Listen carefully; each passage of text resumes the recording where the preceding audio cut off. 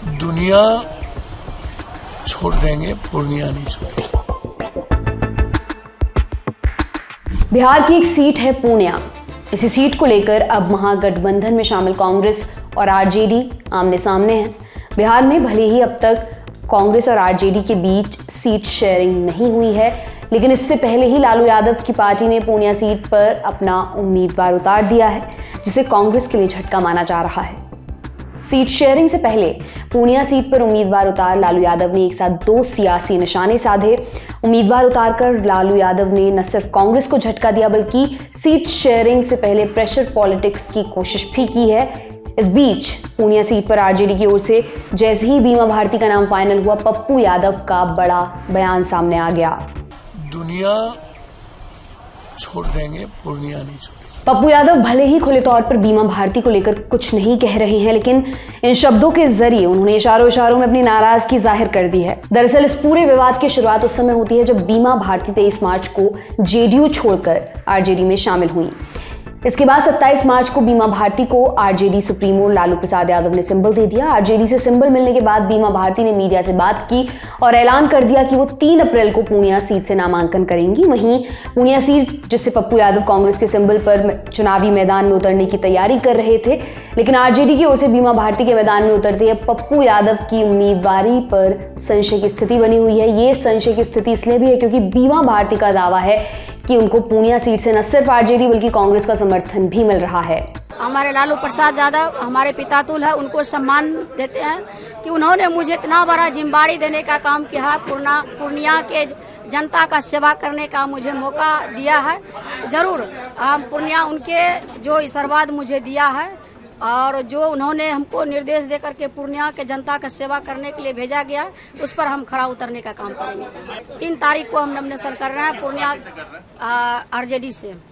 Symbol मिल गया है।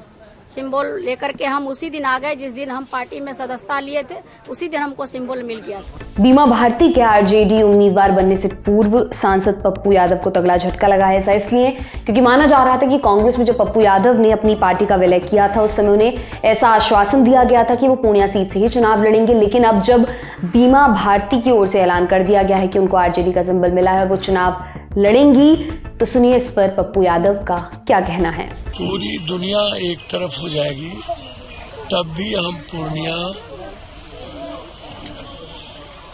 से अलग नहीं होंगे और ना ही दूर जाएंगे। और एक ही बार मैंने कह दिया है कि दुनिया छोड़ देंगे, पूर्णिया नहीं छोड़ेंगे। मुझको समझ में नहीं आता है, मेरे लिए वो परिवार की बेटी की तरह है, वो हमेशा रहेगी। सूत्रों के मुताबिक पप्पू यादव को पूर्णिया और मधेपुरा के बजाय इस बार सुपौल संसदीय सीट से चुनाव लड़ने का ऑफर मिल सकता है। हालांकि पप्पू यादव इसके लिए तैयार होंगे या नहीं, इसे लेकर भी संशय है, क्योंकि पप्पू यादव पहले ही कह चुके हैं कि वो दुनिया छोड़ देंगे, पूर्णिया नहीं छोड़ेंगे।